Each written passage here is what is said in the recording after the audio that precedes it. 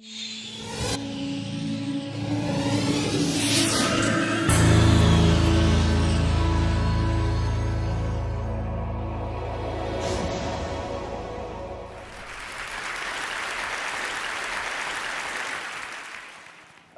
is going to be the future of learning? I do have a plan, but in order for me to tell you what that plan is, I need to tell you a little story which kind of sets the stage. I tried to look at where did the kind of learning we do in schools, where did it come from? And you can look far back into the past, but if you look at present-day schooling the way it is, it's quite easy to figure out where it came from. It came from about 300 years ago. And it came from the last and the biggest of the empires on this planet. Imagine trying to run the show, trying to run the entire planet without computers, without telephones, with data handwritten on pieces of paper and traveling by ships. But the Victorians actually did it. What they did was amazing. They created a global computer made up of people. It's still with us today. It's called the bureaucratic administrative machine. In order to have that machine running, you need lots and lots of people. They made another machine to produce those people, the school. The schools would produce the people who would then become parts of the bureaucratic administrative machine. They must be identical to each other. They must know three things. They must have good handwriting, because the data is handwritten. They must be able to read, and they must be able to do multiplication, division, addition, and subtraction in their head. They must be so identical that you could pick one up from New Zealand and ship them to Canada, and he would be instantly functional. The Victorians were great engineers. They engineered a system that was so robust that is still with us today, continuously producing identical people for a machine that no longer exists. The empire's gone. So what are we doing with that design that produces these identical people? And what are we going to do next, if we ever are going to do anything else with it? So that's a pretty strong comment there. I said, schools as we know them now, they're obsolete. I'm not saying they're broken. It's quite fashionable to say that the education system's broken. It's not broken. It's wonderfully constructed. It's just that we don't need it anymore. It's outdated. What's the kind of jobs that we have today? Well, the clerks are the computers. They're there in thousands in every office. And you have people who guide those computers to do their clerical jobs. Those people don't need to be able to write beautifully by hand. They don't need to be able to multiply numbers in their heads. They do need to be able to read. In fact, they need to be able to read discerningly. Well, that's today. But we don't even know what the jobs of the future are going to look like. We know that people will work from wherever they want, whenever they want, in whatever way they want. How is present-day schooling going to prepare them for that world?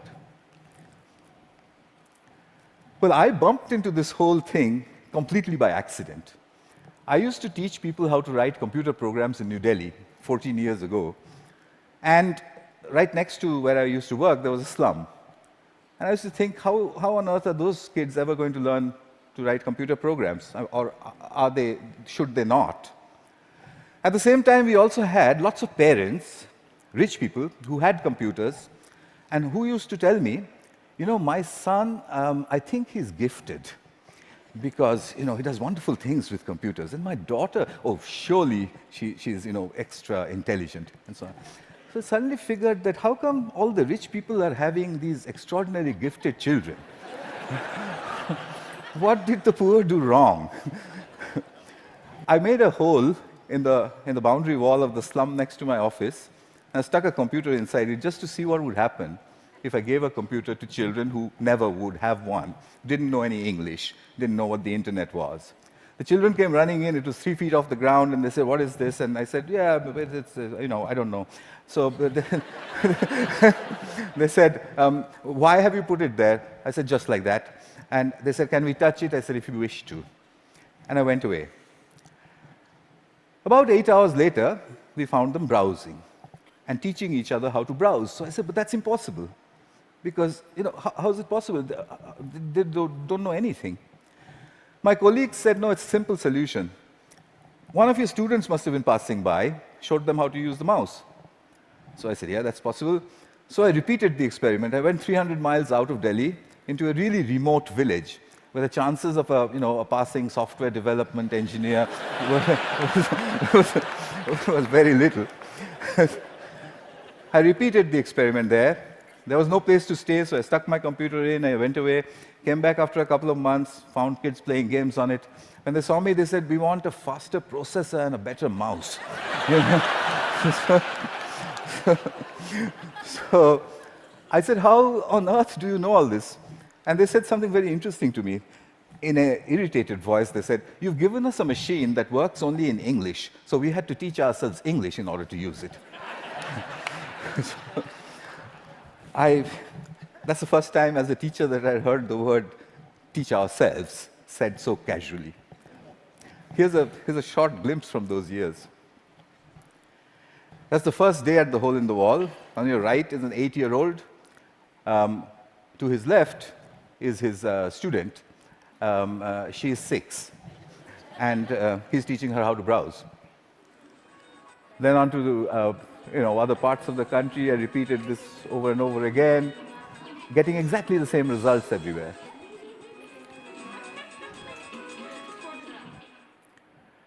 An 8-year-old telling his elder sister what to do.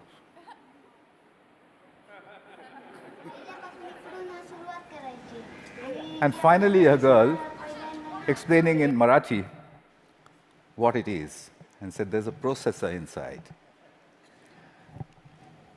So I started publishing.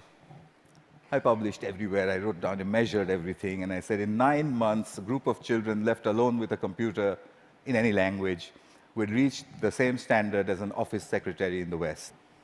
I'd seen it happen over and over and over again. But I was curious to know, what else would they do if they could do this much? I started experimenting with other subjects. Among them, for example, pronunciation. There's one community of children in southern India whose English pronunciation was really bad. And they needed good pronunciation because that would improve their jobs. I gave them a speech-to-text engine in a computer. And I said, "Keep talking into it until it types what you say." Okay. They did that, and watched a little bit of this. Nice to meet you.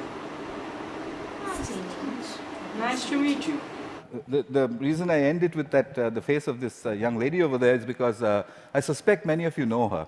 She's now joined a call center in Hyderabad and may have tortured you about your credit card bills. in a very clear English accent.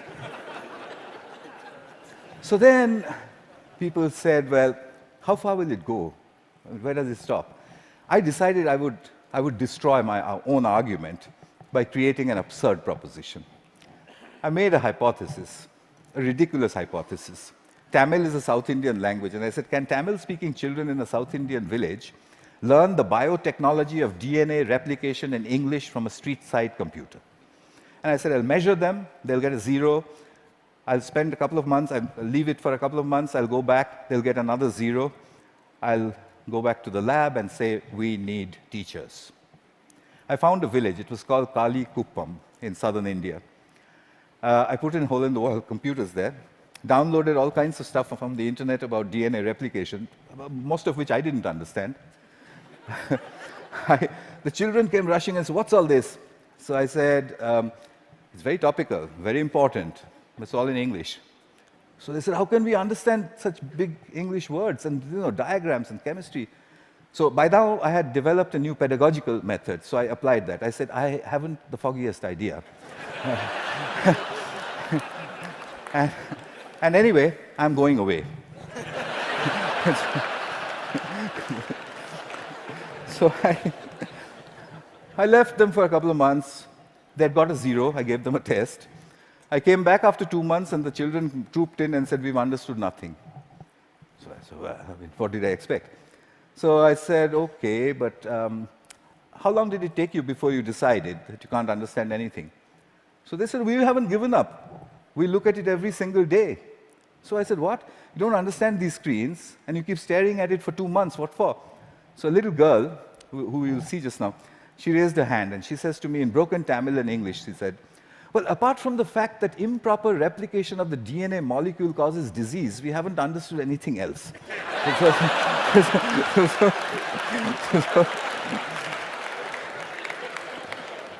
So I tested them.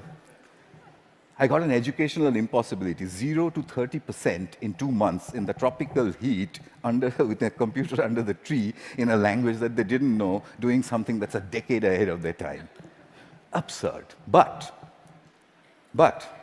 I had to follow the Victorian norm. 30% is a fail.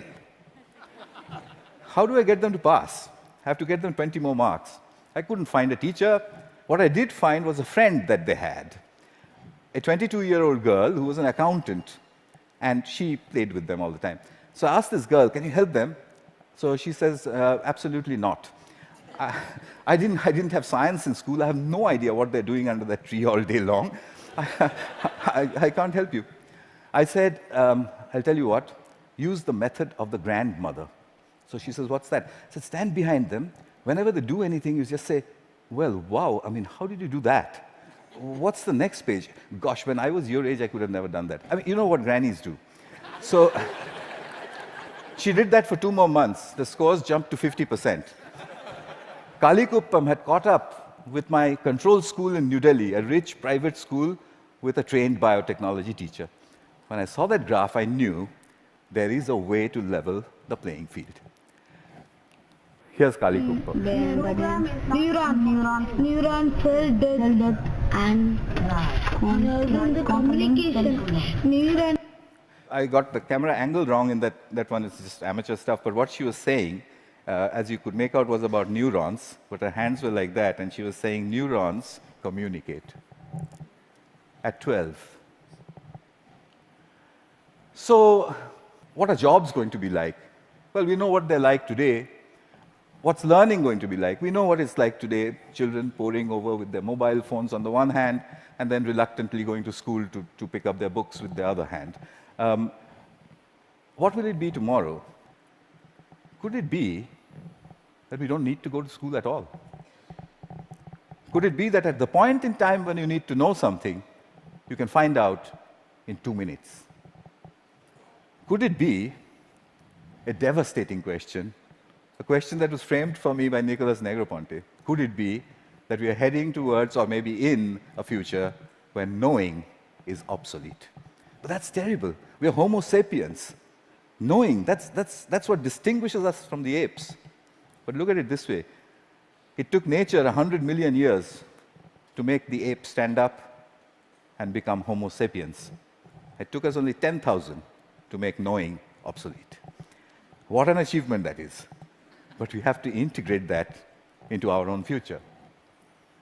Encouragement seems to be the key. If you look at Kuppam, if you look at all of the experiments that I did, it was simply saying, wow, saluting learning. There is evidence from neuroscience. The reptilian part of our brain, which sits in the center of our brain, when it's threatened, it shuts down everything else. It shuts down the prefrontal cortex, the parts which learn. It shuts all of that down. Punishment and examinations are seen as threats. We take our children, we make them shut their brains down, and then we say, perform. Why did they create a system like that? Because it was needed. There was an age in the age of empires when you needed those people who can survive under threat. When you're standing in a trench all alone, if you could have survived, you're okay, you passed. If you didn't, you failed. But the age of empires is gone. What happens to creativity in our age? We need to shift that balance back from threat to pleasure. I came back to England looking for British grandmothers. I put out notices in papers saying, if you're a British grandmother, if you have broadband and a web camera, can you give me 1 hour of your time per week for free? I got 200 in the first 2 weeks. I know more British grandmothers than anyone in the universe. They're called the granny cloud. The granny cloud sits on the internet. If there's a child in trouble, we beam a gran. She goes on over Skype and she sorts things out. I've seen them do it from a village called Diggles in northwestern England, deep inside a village in Tamil Nadu, India, 6,000 miles away. She does it with only one age-old gesture. Okay. Watch this. You can't catch me. You say it. You can't catch me. I'm the gingerbread man. Well done. Very good. So what's happening here? I think what we need to look at is we need to look at learning as the product of educational self-organization. If you allow the educational process to self-organize, then learning emerges. It's not about making learning happen, it's about letting it happen. The teacher sets the process in motion, and then she stands back in awe and watches as learning happens. I think that's what all this is pointing at. But how will we know? How will we come to know? Well, I intend to build these self-organized learning environments. They are basically broadband, collaboration, and encouragement put together. I've tried this in many, many schools. That's being tried all over the world, and teachers sort of stand back and say, it just happens by itself? And I said, yeah, it happens by itself. How did you know that? And I said, you won't believe the children who told me and where they're from. Here's a soul in action.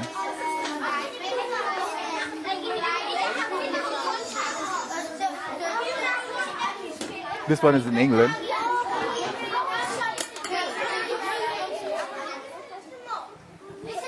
He maintains law and order. Because remember, there's no teacher around.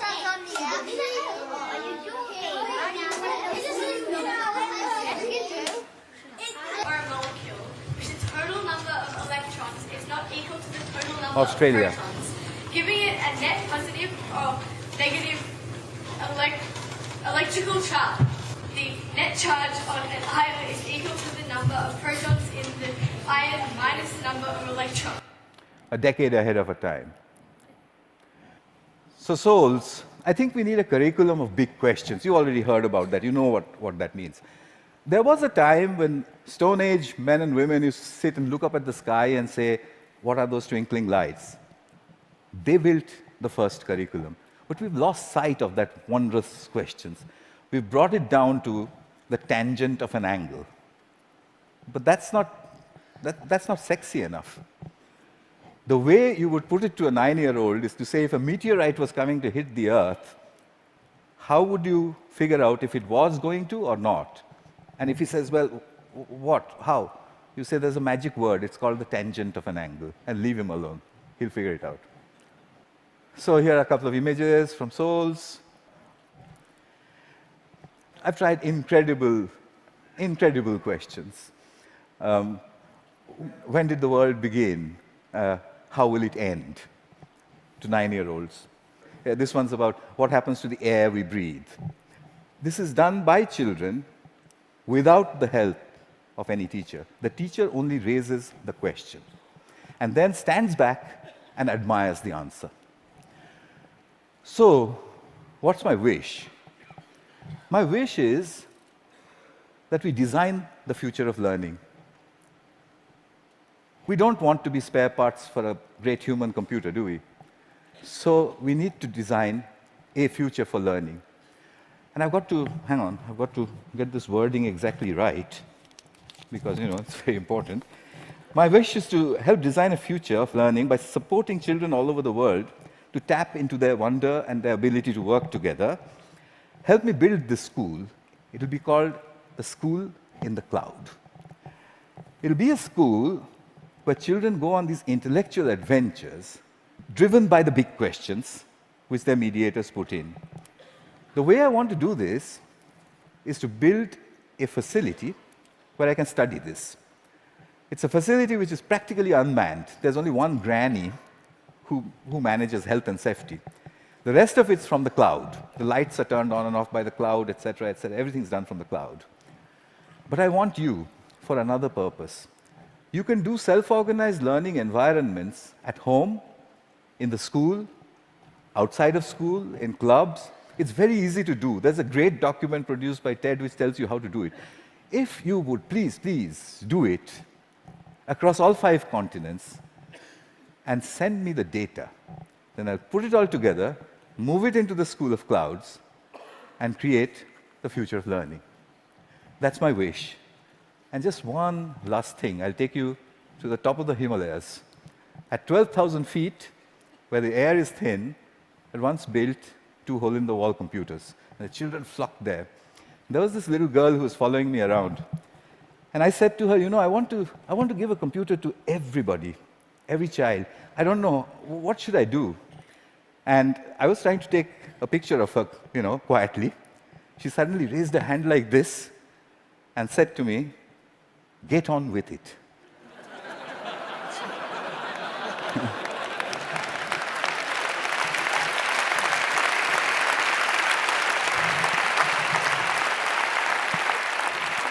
I think it was good advice. I'll follow her advice. I'll stop talking. Thank you. Thank you very much.